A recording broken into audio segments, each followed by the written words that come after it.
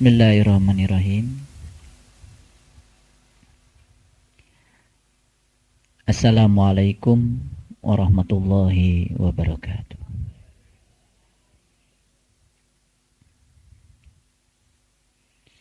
Alhamdulillahillazi anzala sakinata fi qulubil mu'minin liyazdadu imanan ma'a imanihim. Asyhadu an la ilaha illallah wahdahu la syarikalah rabbul alamin wa asyhadu anna Muhammadan abduhu wa rasuluhu asrafal anbiya'i wal mursalin sayyidina Muhammadin wa ala alihi wa sahbihi ajmain. Subhanaka la ilma lana illa ma 'allamtana innaka antal alimul hakim. Astaghfirullahaladzim. Astaghfirullahaladzim. Astaghfirullahaladzim. Allazi la ilaha illa wal hayyul qayyum wa atubu ilaih min jami'il ma'asi wa zunub. La hawla wa la quwata illa billahil aliyyil azim. Assalamu alayka ya Rasulullah. Assalamu alayka ya Nabi Allah. Assalamu alayka ya Aminullah. Assalamu alayka ya Syafa'atullah. Assalamu alayka ya Habiballah. Assalamu alayka ya Abul Qasim. Assalamu alayka ya Imamal Mu'minin. Assalamu alayka ya Malaikat Jibril alaihissalam. Assalamu alayka ya Malaikat Mikail alaihissalam. Assalamu alayka ya Malaikat Israfil alaihissalam. Assalamu alayka ya Nabi Allah Khidir alaihissalam. Assalamu alayka ya Syekh Abdul Qadir Zailani radhiyallahu anhu. Assalamu alayka ya Syekh Jafar Shadiq radhiyallahu anhu. Assalamu alayka ya Syekh Utsman radhiyallahu anhu. Assalamu alayka ya Syekh Syarif Hidayat Muhammad Tasdiq radhiyallahu anhu. Assalamu alayka ya Abi. Assalamu alayka ya Ummi. Assalamu alayka ya mu'minin mu'minat. Assalamu alayka ya muslimin muslimat. Assalamu alayka ya ahlal kubur. Al-Fatihah. A'udzubillahi minasyaitonirrajim. Bismillahirrahmanirrahim. Alhamdulillahi rabbil alamin. Ar-rahmanirrahim. Iyyaka na'budu wa iyyaka nasta'in. Ihdinas siratal mustaqim. Shiratal ladzina an'amta 'alaihim ghairil maghdubi 'alaihim waladdallin. Amin ya Allah ya rabbal alamin. Ayahanda, ibunda dan sahabat-sahabat sekalian yang insyaallah dimuliakan Allah. Mari kita berterima kasih kepada Allah yang telah menghadirkan kita di tempat yang penuh berkah ini. Dalam keadaan sehat, dalam keadaan penuh berkah, mudah-mudahan kita semua menjadi hamba-hamba Allah yang terus pandai bersyukur kepadanya. Oleh karenanya mari kita puji Dia bersama-sama membaca hamdalah. Alhamdulillahirabbil alamin. Mari kita sanjungkan salawat dan salam kepada junjungan kita Nabiullah yang agung, Nabi besar Muhammad sallallahu alaihi wasallam, para sahabatnya, keluarganya, seraya kita bersolawat kepadanya. Allahumma sholli ala Sayyidina Muhammad wa ala ali Sayyidina Muhammad. Mari kita awali majelis ilmu ini memohon ridho dan berkah Allah, seraya menyapa semuanya dengan kelembutan dan cinta dengan membaca basmalah. Bismillahirrahmanirrahim.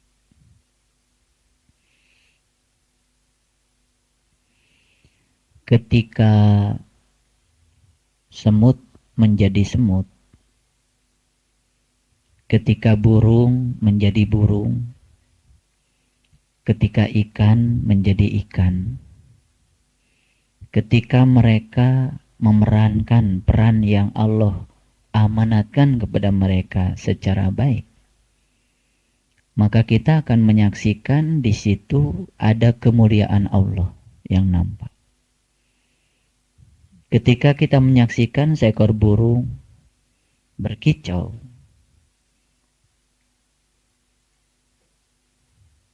dengan penuh riang dan gembira, ternyata kicauan burung itu juga berpengaruh kepada kita.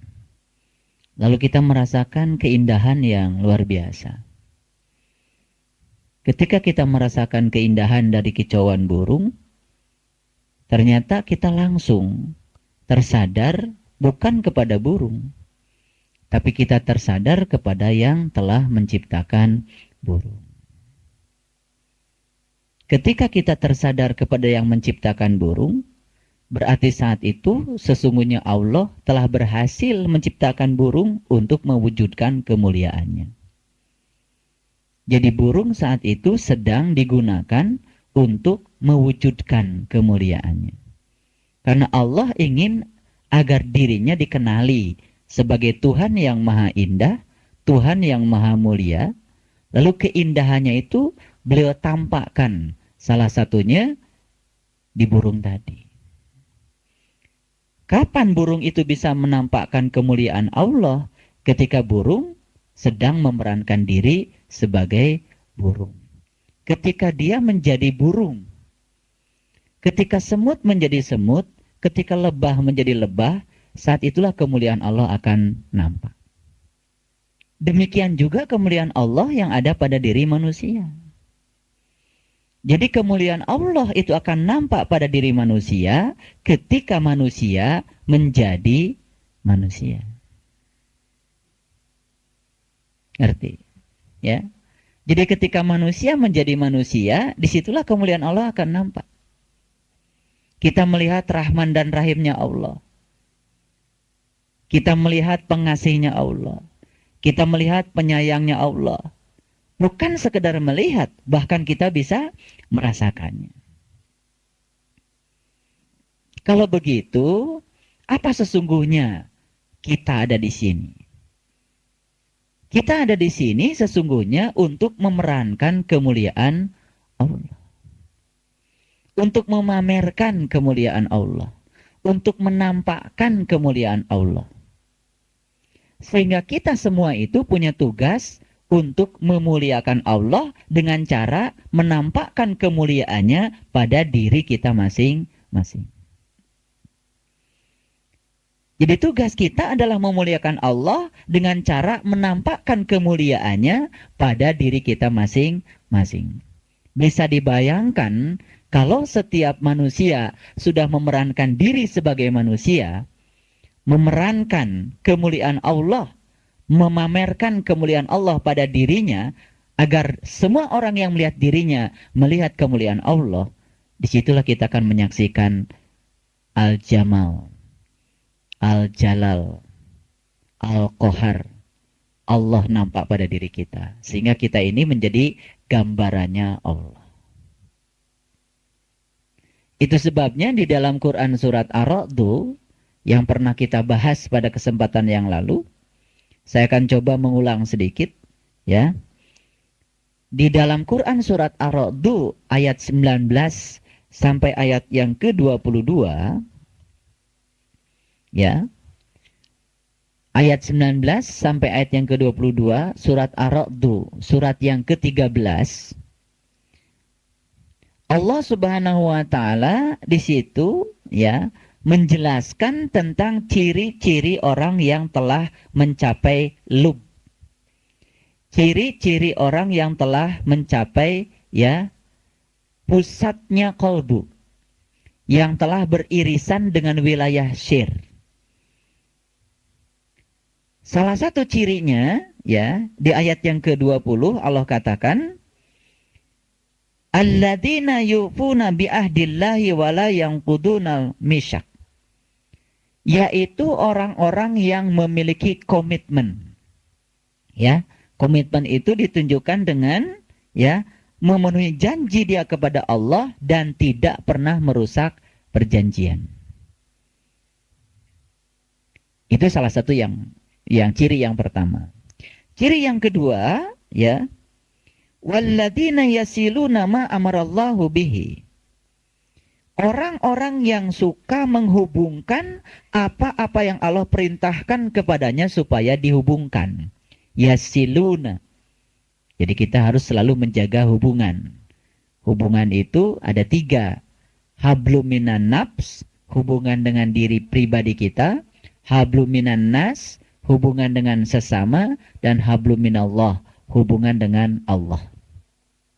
Nah, orang-orang yang tidak sukses menjaga hubungan yang 3 itu, Allah katakan dalam Al-Quran, Durribat alaihimudillah, maka kepadanya akan ditimpakan kesesatan.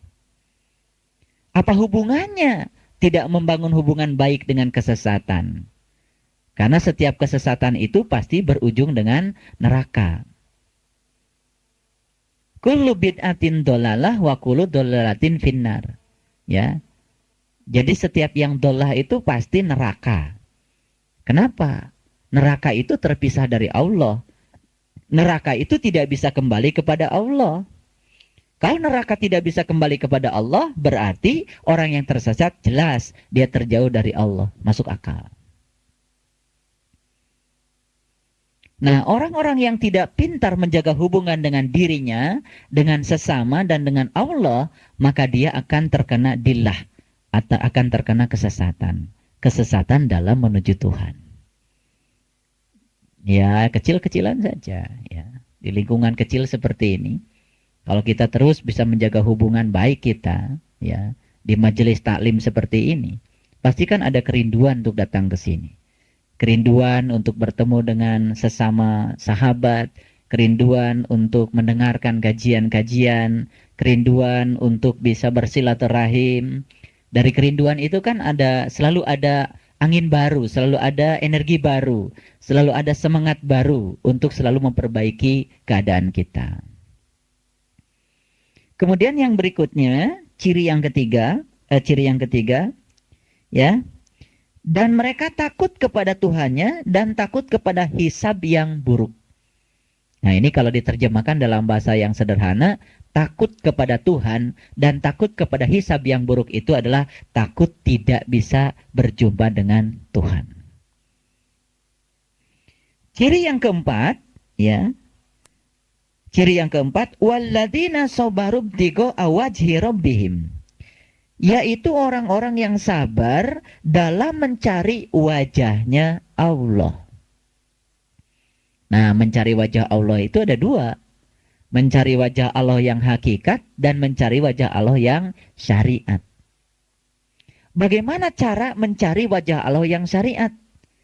Cara mencari wajah Allah yang syariat adalah dengan cara tidak mencari. Maka kita akan menemukan. Itu wajah Allah yang syariat, yang nampak oleh pandangan kolbu kita. Itu wajah Allah yang syariat. Sabar dalam mencari wajah Allah yang syariat dengan cara tidak mencari, maka kita selalu menemukan wajahnya. Yang kedua adalah sabar dalam mencari wajah Allah yang hakikat. Ini yang lebih dalam lagi. Mencari wajah Allah yang hakikat itu artinya adalah menemukan wajahnya di setiap peristiwa. Menemukan wajahnya di setiap kejadian. Sehingga kita bisa mengubah sesuatu yang tadinya kelihatan sebagai penderitaan itu menjadi cinta dan nikmat. Sesuatu yang tidak menyenangkan itu kita bisa ubah dengan sudut pandang kita ketika kita sudah menemukan wajah Allah di situ sebagai sebuah perwujudan dari kasih sayang Allah, sebagai perwujudan dari kemuliaannya. Nah, inilah yang harus kita upayakan, mencari wajah Allah yang hakikat. Nah, orang-orang yang selalu sadar bahwa dia sedang mencari wajah Allah yang hakikat, maka orang-orang yang seperti ini insya Allah di dalam kehidupannya tidak akan pernah menemukan kenyamanan hidup.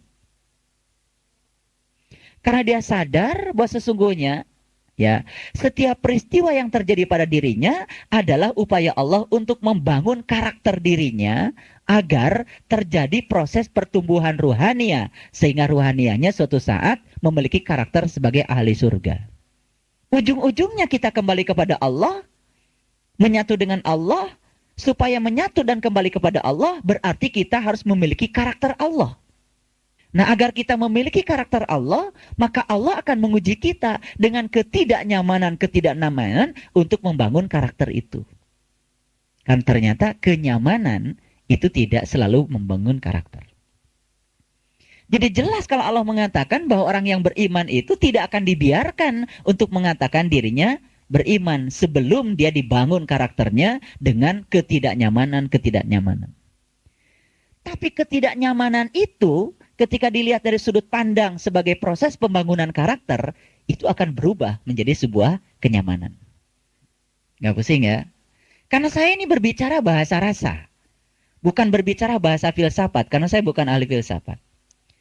Cuman saya mencoba mencari padanan kata yang tepat untuk menyajikan apa yang saya rasakan, apa yang saya pahami sebagai sebuah pemahaman spiritual. Jadi ketika seseorang berangan-angan di dalam kehidupannya untuk menemukan kenyamanan hidup, sudah salah itu. Dari sudut pandang ketuhanan. Padahal selama ini itu yang kita cari. Itu yang saya rasakan. Semakin kita mencari kenyamanan hidup, semakin melekat di sana ketidaknyamanan hidup.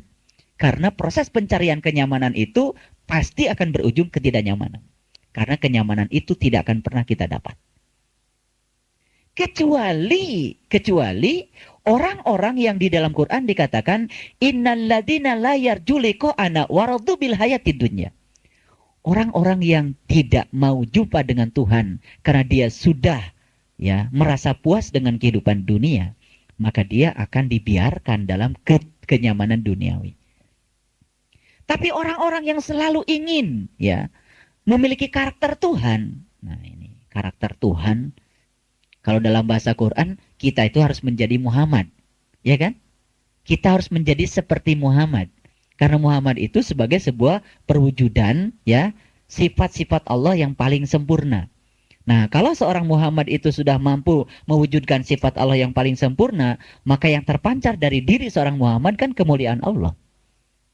Sehingga setiap orang yang bertemu dengan Muhammad pasti akan mengagumi Allahnya, bukan mengagumi Muhammadnya. Itulah tugas kita. Bagaimana orang melihat kita terkagum-kagum pada Tuhan kita. Kalau kita mampu memperagakan kemuliaannya pada diri kita. Tapi kalau kita gagal memamerkan kemuliaan Allah pada diri kita, kan yang akan terjadi, orang akan terhijab dari Allah oleh kita. Berarti kita telah menjadi lantaran terhijabnya orang lain kepada Allah. Itu berdosa. Misalnya, ahli fitnah, ahli menggunjing, ahli kejelekan, yang nampak itu buruk semua. Dia telah menghijab Allah. Karena dia tidak bisa menampakkan kemuliaan Allah lewat dirinya. Itu berdosa itu. Bagi kita yang sudah belajar spiritual pada tingkat ini, dosa itu bukan terletak pada, wah itu dosa memfitnah, bukan. Kita sudah bisa melihat akibat-akibatnya dalam konteks sekarang. Ketika kita telah menjadi penghalang seseorang untuk sampai kepada Allah, karena kita tidak sukses memeragakan kemuliaan Allah pada diri kita, kita telah menjadi hisab itu, kita telah menjadi hijab. Dan itu kita berdosa, berarti kita gagal, gagal memerankan peran Allah yang diberikan kepada kita. Jadi kita telah gagal memerankan manusia. Nah, untuk memerankan kemuliaan Allah pada diri kita, maka kita harus menjadikan kita sebagai manusia.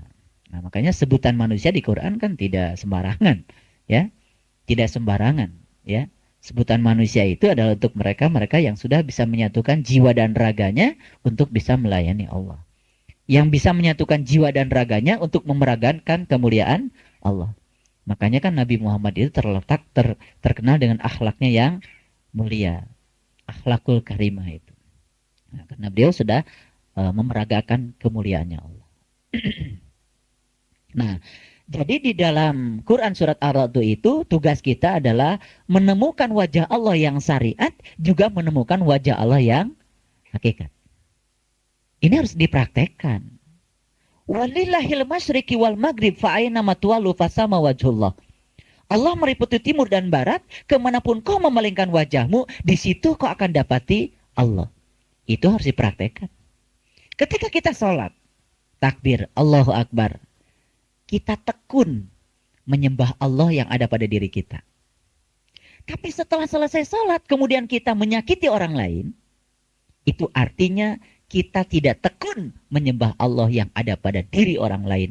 Berarti kita belum bisa mempraktekkan bahwa Allah meliputi langit dan bumi. Meliputi orang lain.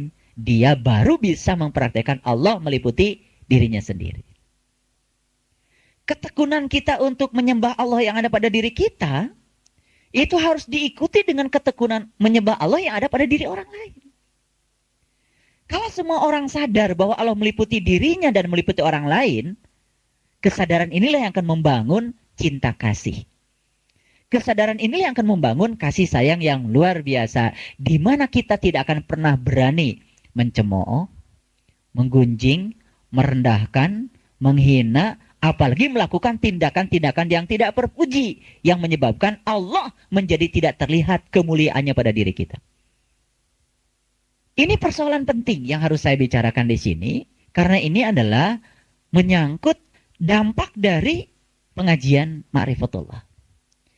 Jadi Ma'rifatullah itu sebetulnya ya bukan sekedar kita menyaksikan nurnya, tapi kita pun harus tekun untuk menyembah Dia yang ada pada diri orang lain, bahkan pada tumbuhan, bahkan pada binatang, bahkan pada alam semesta ini. Sehingga kita tidak akan pernah berani melakukan tindakan-tindakan yang jahat pada semesta ini.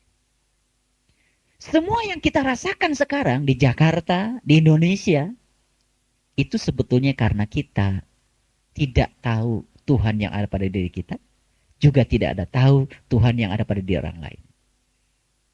Sedikit sekali orang yang baru tahu menyembah Tuhan pada dirinya, tapi juga tidak tahu bagaimana menyembah Tuhan pada diri orang lain. Sehingga setelah kita menyembah Tuhan, tekun memejamkan mata, kemudian menyaksikan Tuhan pada diri kita, tapi kita tidak sukses untuk melihat Tuhan pada diri orang lain. Disitulah terjadi ya tindakan sewenang-wenang, karena kita tidak menyadari sepenuhnya itu. Ini Rabbi wa Rabbukum. Sesungguhnya Tuhanku ada pada diriku, juga ada pada dirimu. Jadi artinya pemahaman ini harus diimplementasikan dalam bahasa hidup sebagai perwujudan cinta kasih. Mungkin doa-doa kita pun harus diekspansi. Bukan sekedar mendoakan orang yang seagama. Kita doakan umat manusia di semesta ini semuanya. Kadang kalau saya lihat orang Hindu, orang Buddha, kalau ceramah di TV, mereka mendoakan itu nggak tanggung-tanggung. Semoga keberkahan meliputi segenap manusia dan seluruh binatang dan tumbuh-tumbuhan dan semesta ini. Gak apa-apa kita mendoakan mukminin, mukminat, muslimin, gak apa-apa. Yang penting pemahaman mukminin tidak dikaitkan dengan baju agama. Karena orang beriman bisa siapa saja. Ya, pakai baju apa saja, yang penting sudah terbuka penglihatan kalbunya kepada Allah. Dan kita pun barangkali harus berguru kepada mereka bagaimana berdoa itu memiliki kapasiti yang lebih luas lagi. Ya, luar biasa. Jadi terus terang aja, setelah saya menekuni Ar-Rahman, bedalah. Kita ini centang berenang, tidak bersatu. Masing-masing merasa lebih hebat daripada yang lain. Sehingga tidak terlihat sifat-sifat tawadhu itu, dan akhirnya pada titik tertentu itu akan menghijab kita dalam proses berjalan untuk meningkatkan kualitas spiritual kita. Kesadaran bahwa Allah meliputi kita dan meliputi orang lain, dan kesadaran itu harus ditumbuhkan. Sehingga dengan demikian ketika kita mau apa saja melakukan apa, Allah meliputi aku dan meliputi Anda. Bahkan bukan sesama manusia, tapi kita bisa memberikan kasih ini kepada seluruhnya, kepada tumbuhan, kepada binatang, dan sebagainya. Kalau ini terjadi, kita telah memberikan sumbangan besar untuk perdamaian. Walaupun barangkali dari perspektif yang sangat kecil. Daripada tidak sama sekali. Ya, daripada kita menjadi sumber konflik. Karena sekarang agama telah menjadi sumber konflik. Akibat dari kepicikan di dalam beragama. Jadi kita bersyukur kita ada di sini dan dihadirkan oleh Allah untuk mendengar ini semua, dan ini semua adalah rezeki Allah untuk kita. Supaya kita menjadi orang-orang yang memiliki kearifan dan kedewasaan di dalam bertindak. Itu ciri yang ke berapa? Ciri yang keempat. Ya. Ciri yang kelima adalah mendirikan sholat. Jelas. Setelah seseorang itu mampu menemukan wajah Allah, baik yang syariat maupun yang hakikat, maka tugas berikutnya adalah mendirikan sholat. Bukan mengerjakan sholat, tapi mendirikan sholat. Kemudian yang berikutnya, ciri yang keberapa? Keenam, ya, menafkahkan sebagian rezeki yang diberikan Allah kepada mereka secara sembunyi atau terang-terangan. Jadi saya ingin beritahu, kalau ada orang yang membagikan rezeki secara sembunyi, bagus. Secara terang-terangan juga bagus. Karena itu dianjurkan oleh Quran. Ria dan tidak ria itu tergantung pada niat seseorang. Kita yang di luar diri mereka tidak berhak untuk menilai orang lain. Jika ada orang lain membagikan rezekinya mengundang wartawan, biarkan saja. Kali saja cuma ingin diumumkan kalau jadi orang kaya harus seperti dia, kan gitu. Ya, lalu jangan kita menjas seakan-akan dia melakukan tindakan ria, karena yang tahu ria dan tidak ria bukan kita, yang tahu adalah mereka. Jadi kita jangan suka masuk pada pikiran dan perasaan orang lain, karena kita tidak punya sebenarnya kemampuan untuk memasuki wilayah itu. Kita cuma punya kewenangan dan kemampuan memasuki wilayah diri kita sendiri. Nah, makanya lebih baik ke dalam diri kita daripada ke dalam diri orang lain, karena itu pasti akan salah. Ya, kita tidak nyumbang, tapi kita mau berkomentar. Oh, nyumbang tapi diomongin gitu kan. Padahal orang ngomong itu siapa tahu hanya memberikan motivasi, niatnya kan sangat beragam. Betul? Nah, itu sebabnya kita harus lebih waspada, lebih hati-hati. Karena Quran pun membolehkan ya menafkahkan rezeki secara terang-terangan atau sembunyi, boleh, nggak masalah. Tapi tentu saja rezeki yang dimaksud di sini bukan sekedar rezeki lahir. Lebih-lebih adalah rezeki batin. Nanti saya akan bicara itu. Ya. Kemudian yang keberapa? Yang ketujuh, ya, melawan kejahatan dengan kebaikan. Ini sebetulnya puncaknya ulul albab. Dari tadi itu, ya, dari nomor 1 sampai nomor 7, ya, kita bisa melihat ada semacam proses peningkatan kualitas. Ada proses peningkatan kualifikasi. Jadi kalau orang itu punya komitmen dari sejak awal, janji pada dirinya, janji kepada Allahnya, ya. Dan kita semua pernah berjanji, ya. Makanya di dalam Quran selalu ada pernyataan, ya ayyuhalladzina amanu aufu bil uqud. Orang-orang yang selalu dimintai untuk menepati janji, itu pasti orang beriman.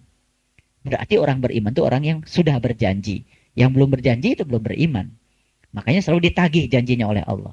Nah, kalau mereka itu punya komitmen dan seterusnya, ciri-ciri yang tadi itu nomor 1, 2, 3, 4, 5, 6, sampai 6, maka dia akan bisa melahirkan yang ketujuh. Dan ketujuh ini sebetulnya puncaknya sebetulnya. Melawan kejahatan dengan kebaikan. Ini puncaknya, ini puncaknya.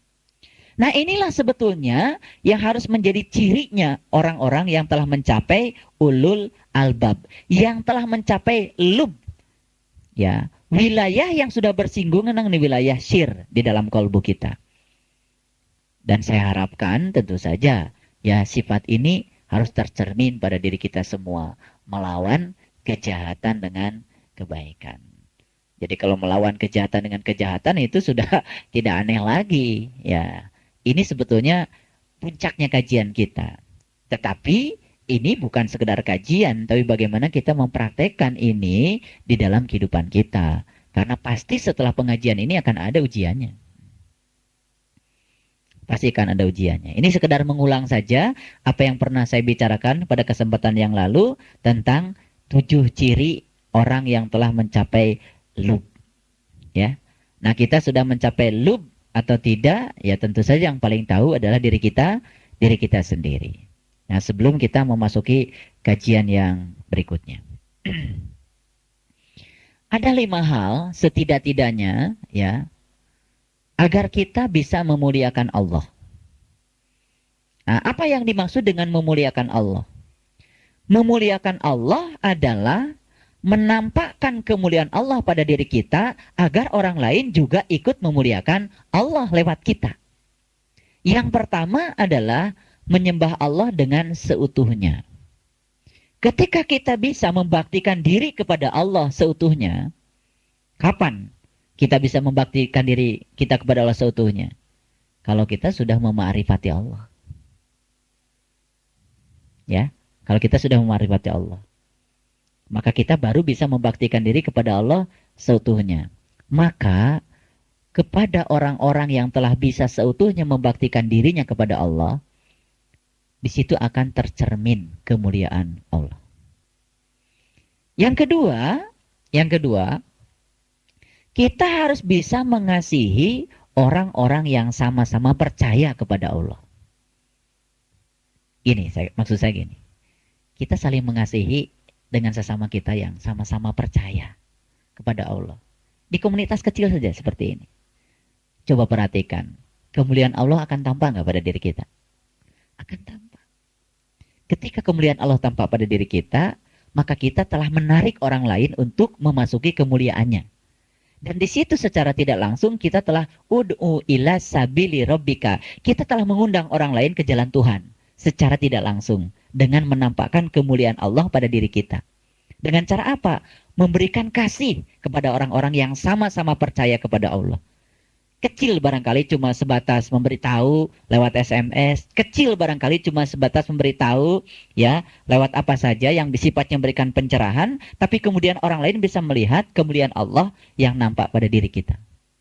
Karena intinya sebetulnya adalah ketika kita telah menjadi sumber kemuliaan Allah, maka kita akan menjadi pusat kerinduan orang lain. Karena gelombang yang terpancar dari otak kita itu pasti gelombangnya alfa. Syukur-syukur kalau gelombangnya gelombang beta. Syukur-syukur kalau gelombangnya delta gitu kan. Frekuensinya sudah sangat kecil sekali, panjang gelombangnya panjang ya, sehingga menimbulkan kenyamanan pada lingkungan. Akhirnya pada titik tertentu kita sudah tidak berbicara lagi pakai kata-kata, tapi sudah pakai bahasa rasa. Ya kan? Sudah tidak ada basa-basi lagi, tapi orang bisa merasakan kenyamanan yang luar biasa. Itu sudah pakai gelombang, itu sudah interaksinya sudah pakai gelombang. Mungkin di atas gelombang alfa itu sudah bisa interaksi itu terjadi. Dan sekarang kita kan sudah bisa membedakan.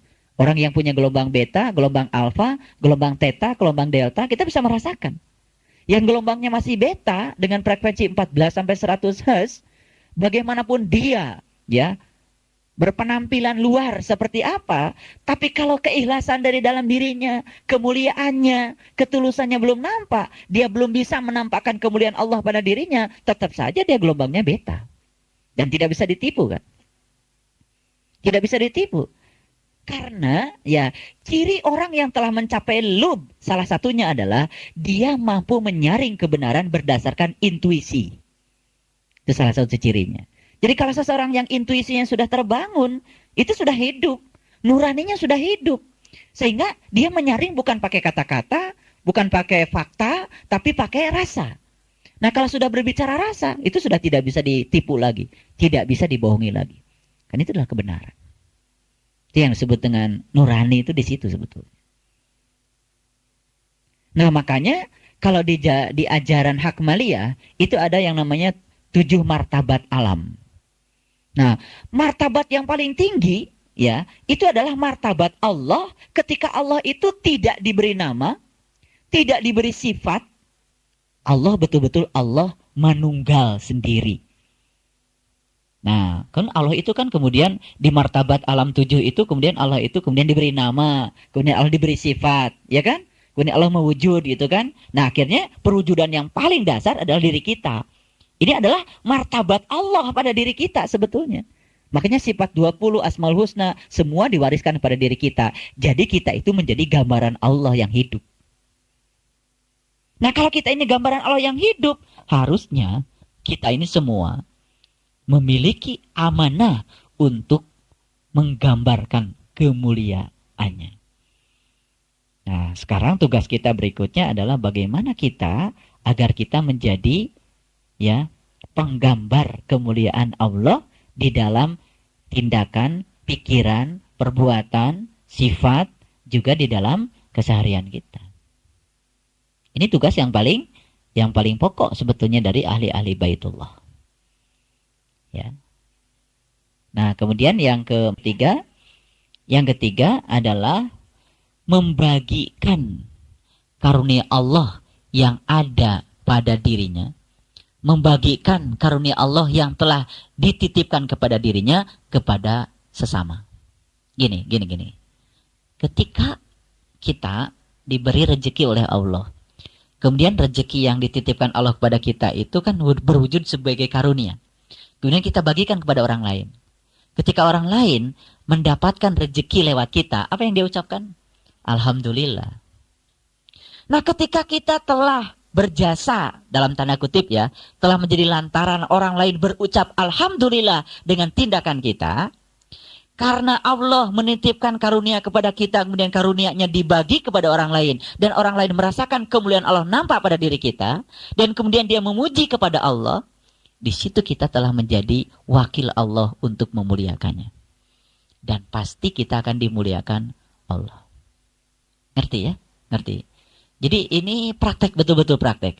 Bagaimana kita ya membagi karunia Allah yang dititipkan kepada kita kepada orang lain, sehingga pada proses pembagian karunia itu orang lain melihat kemuliaan Allah pada diri kita, sehingga orang lain menjadi memuliakan Allah. Nah, kita telah menjadi lantaran untuk menarik orang lain yang tadinya tidak tergerak untuk memuliakan Allah, menjadi memuliakan Allah. Setidak-tidaknya dia berucap Alhamdulillah. Yang penting ucapan Alhamdulillah saya sudah bagus. Apalagi ketika orang lain itu sampai bisa tertarik untuk melihat kemuliaan Allah yang lebih dalam lagi lewat kita. Oh, itu luar biasa.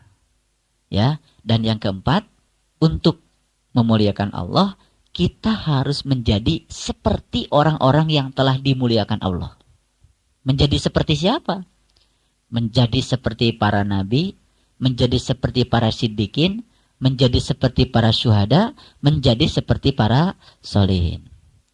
25 nabi yang kita kenal. Hafal? Ya, alhamdulillah hafal juga enggak ya? Nggak apa-apa, ya nggak apa-apa, ya. Saya tidak akan tanya nama-nama 25 nabi, karena itu tidak penting. Yang paling penting bagi kita itu adalah mengetahui karakteristik dari masing-masing nabi. Karena masing-masing itu unik, masing-masing itu mampu menjadi dirinya sendiri, memerankan kemuliaan Allah, sehingga masing-masing menjadi sampai kepada Allah. Contoh, Nabi Sulaiman terkenal dengan kekayaannya. Dan kekayaannya ternyata telah mengantarkan dia untuk menampakkan kemuliaan Allah, sehingga dia sampai kepada Allah. Nabi Isa terkenal dengan kemiskinannya. Ternyata kemiskinan pun mampu diminit sedemikian rupa, sehingga kemiskinan itu juga bisa mengantarkan seseorang kepada Allah. Berarti kemiskinan pun sebetulnya bisa menampakkan kemuliaan Allah. Nabi Ayub sakit. Dengan sakitnya mampu mengantarkan dirinya kepada Allah. Berarti Nabi Ayub telah mampu mengubah sakit itu sebagai sebuah kemuliaan. Dan mengantarkan dia kepada Allah. Jadi sebetulnya segala sesuatu yang enak dan tidak enak menurut pikiran kita, dua-duanya berpotensi untuk memuliakan Allah. Dua-duanya berpotensi untuk mengantarkan kita kepada Allah. Jadi kalau ada orang, nanti saya mau ibadah kalau saya sudah sukses usaha. Gak akan sukses usahanya. Padahal ketidaksuksesan yang terjadi pada dirinya itu adalah proses pembentukan karakter. Kalau dia sadar bahwa sesungguhnya dia sedang dibentuk karakternya oleh Allah untuk menjadi karakter ahli surga. Ahli surga itu seperti apa? Penyabar, lapang, seperti sifat-sifat Allah. Berarti yang picik-picik ini harus dibangun kan? Sehingga dia berubah. Ya, menjadi memiliki karakter seperti karakter Allah. Itu yang disebut dengan tahaluk bihalakillah. Nah, sebetulnya menjadi seperti orang-orang yang dimuliakan Allah, artinya kita ingin agar kita memiliki karakter seperti karakternya Allah, yang telah diwujudkan menjadi karakter orang-orang yang telah dimuliakan oleh Allah. Nabi Muhammad melawan kejahatan dengan apa? Kebaikan. Nabi Muhammad penuh cinta kasih? Cinta kasih. Pada siapa? Pada semuanya. Pilih kasih enggak? Tidak. Itu kan? Nah, makin makin seperti itu, kita makin melihat kemuliaan seseorang. Betul nggak? Nah, kemuliaan dia itu sebetulnya adalah perwujudan dari kemuliaan Allah. Jadi, mulia dan tidak mulianya seseorang dengan yang lain itu terletak pada seberapa banyak dia mampu menampakkan kemuliaan Allah pada dirinya. Otomatis di sini jabatan penting? Tidak. Atribut penting? Tidak. Jadi sekarang yang paling penting itu adalah bagaimana seseorang itu sebesar-besarnya, sebanyak-banyaknya dia mampu menjadi gambaran tentang kemuliaan Allah pada dirinya. Ayo, masih pilih kasih, ngasih oleh-oleh hanya pada orang yang biasa ngasih oleh-oleh. Wah, itu cuma barter. Tidak ada kebaikan di situ. Ya kan? Ngerti? Nah, sekarang PR-nya bagi kita, bagaimana sekarang dalam sisa perjalanan kehidupan kita ini menjadi ya gambaran sebesar-besarnya, semaksimal mungkin tentang kemuliaannya yang ada pada diri kita. PR. Allah pelit nggak? Nggak. Sekarang yang pelit berarti harus berubah, ya kan? Supaya jadi gambaran tentang ya maha pemberinya Allah. Allah kan maha pemberi. Kalau jalan dari Tangerang sampai mana itu, sampai BSD situ, Asmaul Husna tuh sekarang alhamdulillah di Jakarta sudah dipasang jadi pelanggan. Ada Asmaul Husna, mulai dari sebelah sana itu Rempoa lah, mungkin sampai situ, itu di sepanjang jalan itu sudah ada Asmaul Husna, ya. Alhamdulillah sudah ditulis Asmaul Husna di jalan, ya kan? Sudah ditulis. Nah, bagaimana sekarang Asmaul Husna itu menjadi penampakan kemuliaan Allah yang ada pada diri kita. Itu yang ke berapa? Yang keempat. Nah, yang kelima, supaya kita dimuliakan Allah, kita harus rajin mewartakan tentang kemuliaan Allah pada orang lain. Ngerti? Mewartakan tahu? Memberitakan, mengabarkan tentang kemuliaan Allah pada diri orang lain. Kemuliaan asmanya, kemuliaan sifatnya, kemuliaan karya-karyanya. Jadi kalau saya jadi dosen fisika, itu sedang mewartakan kemuliaannya lewat karyanya. Bisa juga mewartakan kemuliaan Allah lewat sifat-sifatnya. Mewartakan kemuliaan Allah lewat asma-asmanya. Nah, tugas kita adalah mewartakan kemuliaan Allah. Jadi, kalau orang-orang yang sudah dimuliakan Allah, yang terucap dari mulutnya, tidak ada lain kecuali ucapan-ucapan tentang memuliakan Allah. Pasti deh. Obrolannya tidak akan keluar dari situ. Tidak mungkin ngobrol ngalor ngidul yang lain-lain. Karena ketertarikan dia, itu pasti hanya pada hal yang itu. Dia fokuskan kehidupannya untuk menjadi gambaran tentang kemuliaan Allah. Salah satunya dia memilih untuk mewartakan kemuliaan Allah kepada semesta. Ya kan? Begitu lihat daun kering yang jatuh, dia wartakan kemuliaan Allah di situ. Cobalah lihat daun kering yang jatuh. Dia begitu mulia, telah memberi kesempatan pada daun yang lain untuk tumbuh. Betul? Bukan sekedar memberi kesempatan. Dia jatuh mengorbankan dirinya untuk menjadi kompos. Dan dia jatuh di akar pohon itu. Dan kemudian dia merelakan dirinya untuk menjadi pupuk bagi pohon itu. Dan memberi kesempatan daun yang baru tumbuh tadi itu untuk tumbuh lebih besar lagi. Mulia gak daun yang kering? Mulia mana dengan kita? Daun telah menjadi daun. Ketika daun menjadi daun, menampakkan kemuliaan Allah. Ketika daun menjadi daun, dia menampakkan kemuliaan Allah. Walaupun cuma satu helai daun yang kering, tapi kita mampu mewartakan sehingga orang lain tercerahkan dengan warta kita. Subhanallah, luar biasa Allah. Berarti daun yang kering bukanlah suatu kebetulan. Dia memang tercerabut dari situ karena sudah masanya. Dia harus berganti dan berikan kesempatan kepada daun muda untuk tumbuh. Manusia seperti itu? Tidak. Jika perlu, ya, gunakan seluruh potensi untuk mempertahankan status quo. Betul? Iya. agar saya tetap ada di sini. Subhanallah, muliaan daun daripada manusia. Betul nggak? Begitu dia jatuh dengan ikhlas, dia jatuh, kemudian dia membiarkan dirinya untuk menyatu dengan semesta.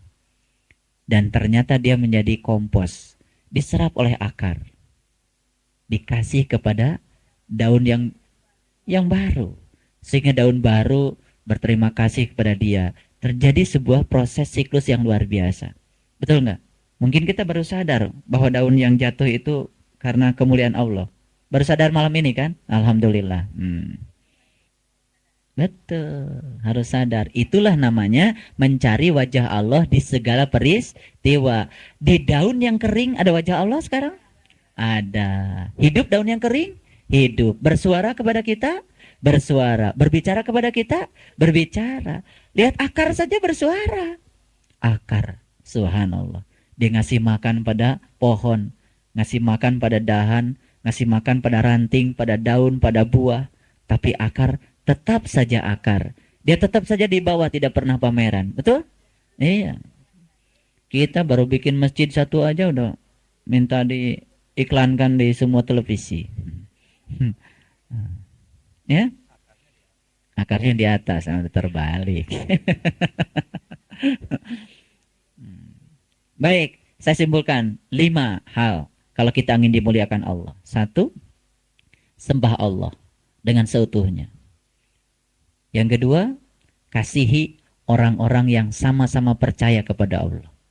Yang ketiga, berikanlah karunia Allah yang diberikan padamu pada sesama. Yang keempat, harus menjadi seperti orang-orang yang telah dimuliakan Allah. Dan yang kelima, setiap saat wartakan kemuliaan Allah pada siapapun. Maka kita akan menjadi penampakan dari kemuliaan Allah. Di situ kita akan menjadi lantaran orang lain melihat kemuliaan Allah. Kalau semua kita menyadari ini semua, kemuliaan Allah akan nampak? Kalau kemuliaan Allah akan nampak, setiap orang akan ingat sama Allah? Subhanallah. Ini harusnya menjadi gerakan nasional. Jadi mari memulai untuk menampakkan kemuliaannya pada diri kita. Insya Allah, sekecil apapun sumbangan kita dalam kehidupan kita, ya sekecil apapun, pasti Allah akan menghargai ya upaya kita. Karena sekarang ini kan kita sedang berada dalam situasi keputusasaan tentang bangsa yang carut-marut. Kalau kita memikirkan carut-marut bangsa yang besar seperti ini, kemudian kita pun kemudian larut dalam carut-marut, lalu kita jadi apa? Ya kan kita menjadi orang-orang yang kehilangan kesadaran juga kan? Makanya kita memulai dari Quran surat Ar-Rahman saja. Dari surat Ar-Rahman. Luar biasa. Baik, kita teruskan Ar-Rahmannya sampai mana? 34. Subhanallah. Ayat 35. Ini ayat 35 ini agak berat. Ini betul-betul bahasa simbolik yang luar biasa. Harus hati-hati ya. Bismillahirrahmanirrahim. Semoga Allah meridhoi dan mengizinkan kita untuk menjelaskan apa yang tersirat di dalamnya. Kepada kamu yursalu alaikuma yama. Karena bagi kita jin dan manusia bukan sesuatu yang terpisah, tapi seperti lahir dan batin, seperti jiwa dan raga. Berarti kamu di sini bukan siapa-siapa, tapi orang-orang yang sedang memadukan jiwa dan raganya untuk menemui Allah. Paham? Ingat itu. Saya masih ingat saya nulis di situ bahwa jin dan ins itu sama dengan insana. Nah, kemudian di sini kepada kamu Allah katakan apa? Diberikan nyala api. Kalau bahasanya Depak, dilepaskan nyala api. Jangan setiap kata nar itu kemudian menjadi neraka. Semuanya buka Quran surat Toha dulu. Surat yang ke-20. Saya mohon semuanya membaca surat Toha dengan kesadaran. Barangkali selama ini kita bacanya juga gak karu-karuan. Sudah ketemu? Ya. Ayat 9. Kita akan baca sampai ayat yang ke-16. Baik, saya akan bacakan pelan-pelan. Wahal ataka hadisu Musa. Apakah telah sampai kepadamu kisah Musa? Mu di sini pertama kali Nabi Muhammad. Jadi Allah mewartakan pada Nabi Muhammad, Muhammad, telah sampaikah kepadamu kisah Musa? Nah, mu sekarang tentu saja diteruskan oleh orang-orang yang ingin menjadi seperti Muhammad. Betul nggak? Kan kita ini sekarang sedang ingin menjadi seperti Muhammad supaya kita bisa menampakkan kemuliaan Allah. Telah datangkah kepadamu kisah Musa? Kisah tentang apa? Baik, kita teruskan. Idh arokan naron. Ketika ia melihat api. Ya. Fakola li ahlihi. Lalu berkatalah ia kepada ahlinya. Kepada orang-orang yang terdekat dengannya. Kepada keluarganya. Apa yang dikatakan Musa? Tinggallah kamu di sini. Sesungguhnya aku melihat api. Mudah-mudahan aku dapat membawa sedikit daripadanya kepadamu. Atau aku akan mendapat petunjuk di tempat api itu. Ini api apaan? Kok bisa dapat petunjuk di tempat api itu? Jelas kalimatnya di sini, ya. Au ajidu alan nar huda. Ya kan? Jadi mudah-mudahan aku mendapatkan petunjuk di tempat api itu. Nah, kemudian maka ketika ia datang ke tempat api itu, ia dipanggil. Ya Musa. Hai Musa. Ketika dia sampai di tempat api itu dipanggil. Jadi yang manggil siapa? Api. Ya Musa. Apa katanya? Ini ana rabbuka. Sesungguhnya aku inilah Tuhanmu. Kata siapa? Kata api. Jadi inilah betapa terbatasnya kata-kata. Betapa terbatasnya huruf-huruf, simbol-simbol. Suatu saat kita memahami Quran udah gak pakai kata-kata lagi. Masuk pada alam yang ketujuh, di mana di situ kita sudah tidak pakai kata-kata, tidak pakai huruf, tidak apa-apa. Disitulah masuk pada alam suwung, alam murni. Di alam situ tidak ada nama, tidak ada kata-kata, tidak ada penjelasan. Kenapa kita sekarang pakai penjelasan? Ya, kalau tidak pakai penjelasan, cuma dibiarkan saja semuanya hadir di sini dan saya diam. Ya, dijelaskan aja gak ngerti, apalagi diam. Ya kan? Jadi siapa yang bilang ini ana rabbuka? Sesungguhnya ana Tuhan. Jadi ini bukan sembarang api. Betul nggak? Bukan sembarang api. Kemudian, ya, maka tinggalkanlah kedua terompahmu. Sesungguhnya kamu berada di lembah yang suci tua. Al-Muqaddasi tua. Jadi, api itu ada di mana? Di tempat yang suci. Betul? Kalau api ada di tempat yang suci, berarti api suci. Kalau dia api suci, berarti dia api yang maha suci. Setelah itu apa? Allah katakan, dan aku telah memilih kamu. Siapa yang mengundang ke api itu? Allah. Maka dengarkanlah apa yang akan kau wahyukan kepadamu. Apa yang diwahyukan? Innani anallah la ilaha illa ana fa'budni wa qimis salata li zikri. Sesungguhnya aku ini adalah Allah, tiada Tuhan selain aku. Maka sembahlah aku dan dirikanlah salat untuk mengingat aku. Betul? Lah yang diingat oleh Musa apa? Yang dilihat. Betul nggak? Yang dilihat Musa apa? Lah tadi kata-katanya id ara'a naron. Betul nggak? Yang diingat Musa lah yang dilihat. Yang dilihat Musa apa? Api. Kalau ada orang yang nanya, api itu Allah? Ya Allah. Itu pertanyaan-pertanyaan konyol. Di sini Allah bilang, ya, sembahlah aku, dirikanlah sholat untuk mengingat aku. Jadi kalau Musa sudah bisa mengingat kepada yang Allah tunjukkan pada dirinya, itu sudah menyembah Allah. Ngerti? Jadi kalau kita sampai hari ini masih memperbincangkan yang saya lihat Allah atau bukan, itu namanya, ya, namanya belum ikhlas menerima ma'rifatullah. Gak usah dipikirkan. Sudah saja apa yang diajarkan oleh guru. Kan Allah juga cuma bilang di Quran, wazkuruhu kama hadakum. Ingatlah Allah sebagaimana yang ditunjukkannya kepadamu. Titik. Mu di situ lain-lain. Mu. Di sini ada berapa mu? Ingatlah Allah sebagaimana yang ditunjukkan kepadamu. Sudah. Kepadamu. Nggak usah kita bikin penyamar. Tidak perlu kita bikin konklusi seperti apa. Justru konklusi, ya, yang kita bangun itu menjadi gambaran tentang Allah. Pasti bukan Allah. Makanya dilarang kita memasang gambar di rumah kita. Gambaran tentang apa? Gambaran-gambaran tentang Allah. Karena dia tidak bisa digambarkan. Tapi dia bertajalli di dalam gunung kita. Jadi apa yang Allah tunjukkan kepada kita, itulah sudah. Itu yang diingat dalam sholat.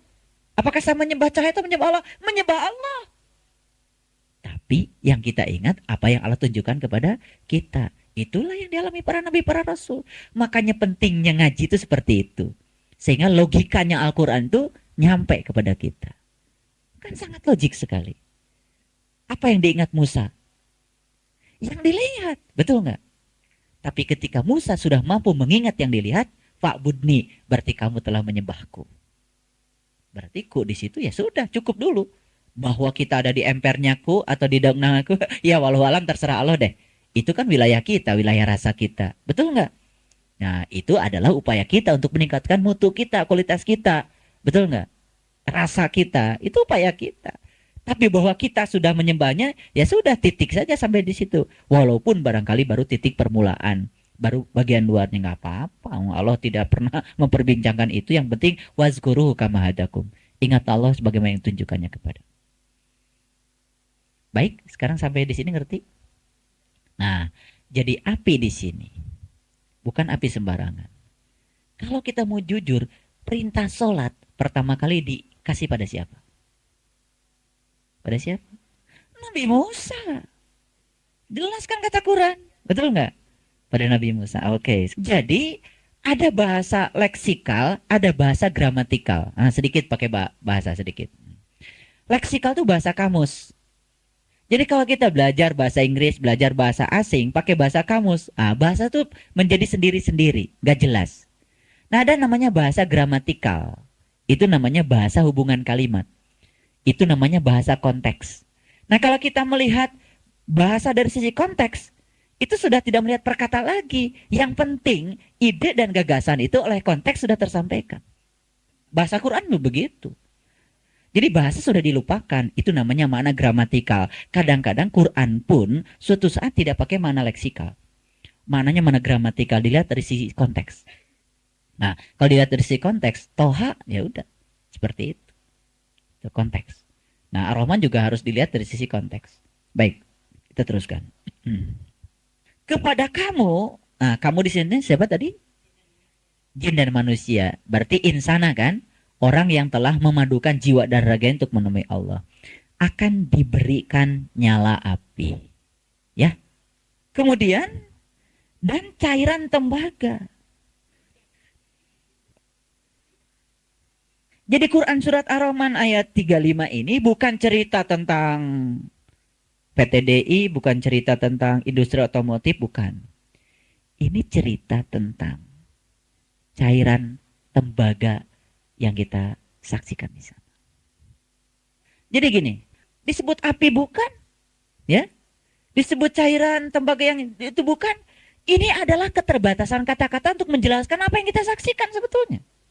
Jadi yang disaksikan ya itu. Maksud saya begitu ya. Jadi ini keterbatasan kata-kata. Tapi ngerti maksud saya kan? Yang penting ngerti deh.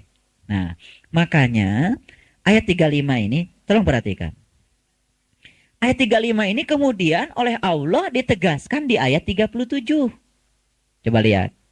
Ya. Fa'idha sakotis sama ufakanat wardatan kadihan. Maka apabila langit telah terbelah dan menjadi merah mawar seperti kilapan minyak. Subhanallah. Jadi surat Ar-Rahman itu puncaknya itu ada di ayat 37. Kok nomornya lagi 37 lagi ya? Luar biasa. Iya. 37 itu 10. La ilaha illallah. 37 itu apa? Untuk mencapai yang 3 gunakan yang 7. Yang 3 itu Nur Insani, Nur Muhammad, Nurullah. Gunakan yang 7. Maka ketika kita menggunakan yang 7, terbelahlah langit kita. Di Quran surat Al-Insyiqaq sudah saya bahas, ketika langit terbelah, ketika bumi diratakan, ketika dilemparkan apa yang di dalam bumi hingga menjadi kosong, saat itulah engkau sedang dipanggil, ya ayuhal insana, innaka kadihun ila rabbika kadhan. Betul? Insana? Nah, saat itu kita sedang memajukan jin dan manusia yang ada pada diri kita. Inilah puncaknya Quran surat Ar-Rahman, yaitu mawar merah. Ya. Jadi yang pernah ikut umroh dengan saya barangkali pernah menyaksikan mawar merah di Jabal Uhud. Ya alhamdulillah. Ya. Inilah gambaran dari Allah. Jadi mawar merah itu adalah ya sesuatu yang Allah pertunjukkan kepada kita dan itu sangat luar biasa. Saya mau cerita sedikit fisikanya ya, karena sekarang ini mawar merah ini sudah dijadikan pelatihan. Tapi itu yang ditunjukkan itu supernova. Itu adalah fisika. Ya, fisika. Jadi saya bukan mendiskreditkan pelatihan, tetapi saya cuma ingin mengingatkan kalau melihat itu di pelatihan, itu fisika. Itu materi. Ya, itu materi. Jadi gini, ceritanya gini. Jadi di Amerika itu ada seorang ibu kemudian nikah dengan bapak. Nikah ini.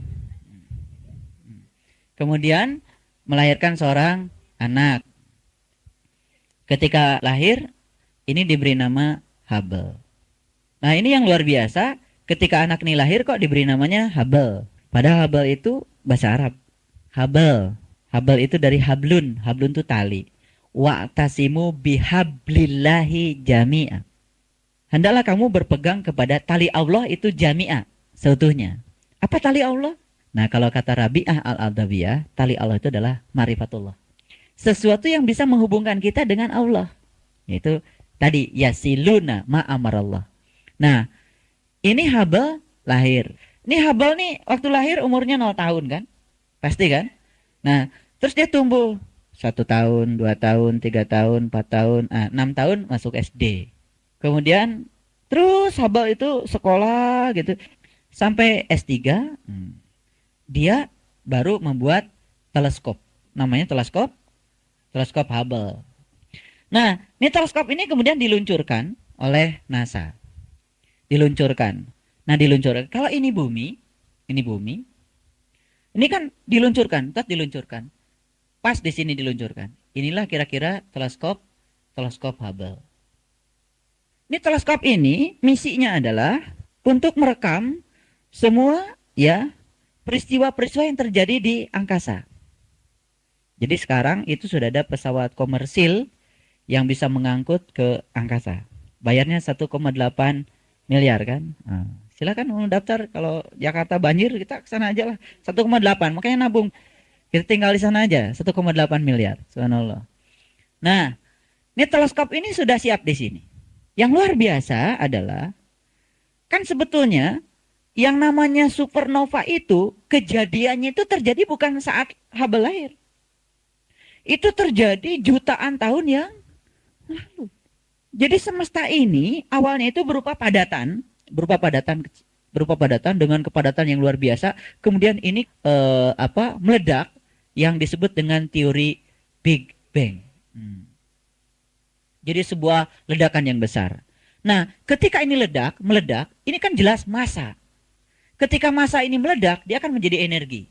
di mana energinya sama dengan massa dikalikan kecepatan dikuadratkan.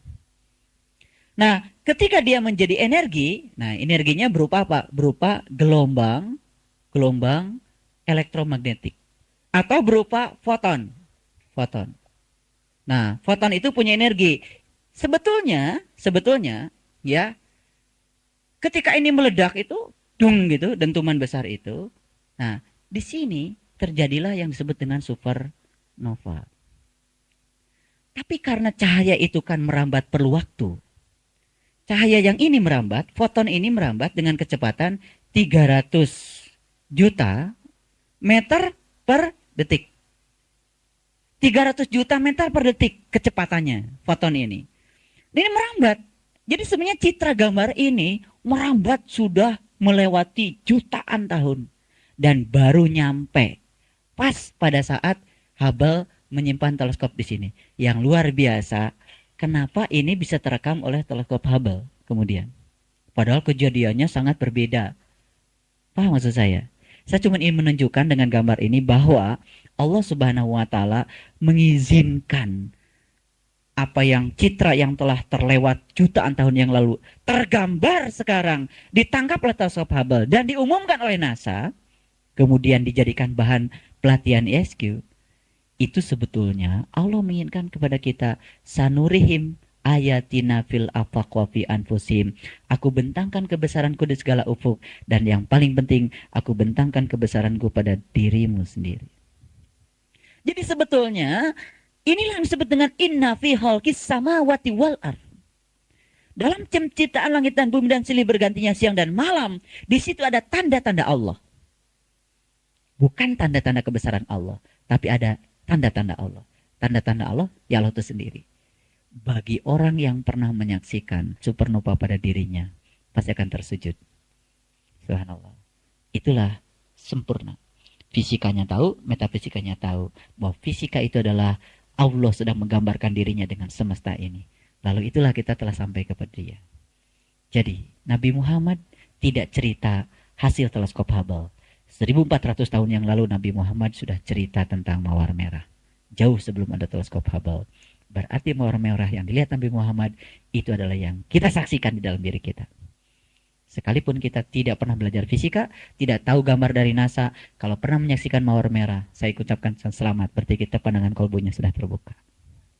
Paham? Ya. Nah, itulah. Jadi kalau kita mau jujur, surat Ar-Rahman ini kan dari awal kita lihat perjalanan kita. Ini kan cerita tentang mi'raj kita. Cerita tentang pengalaman kita menembus sempadan langit dan bumi.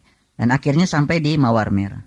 Pada ayat ke-39 Allah mengatakan, lihat, fayauma idin la yus'alu an dzambihi insun walajan.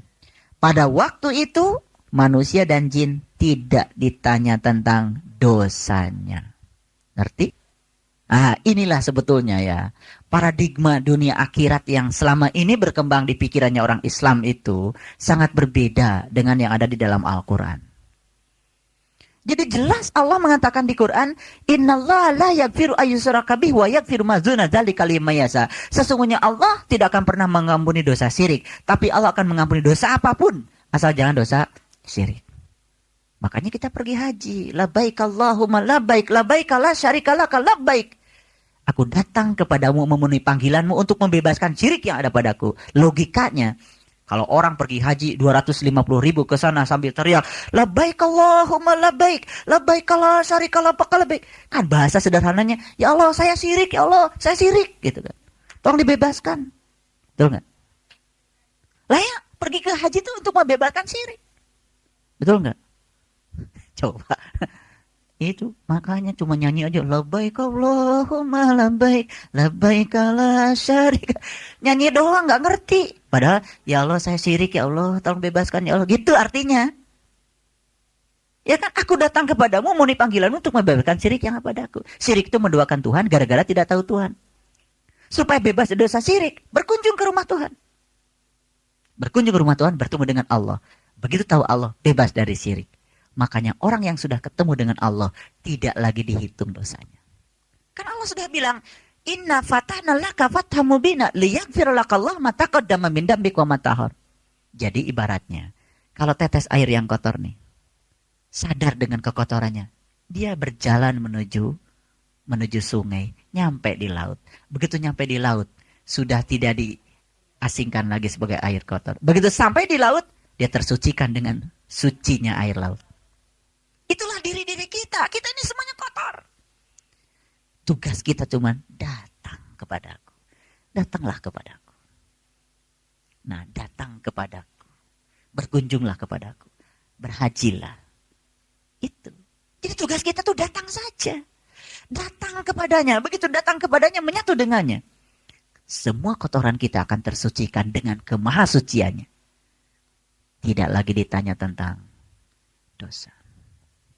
Assalamualaikum warahmatullahi wabarakatuh.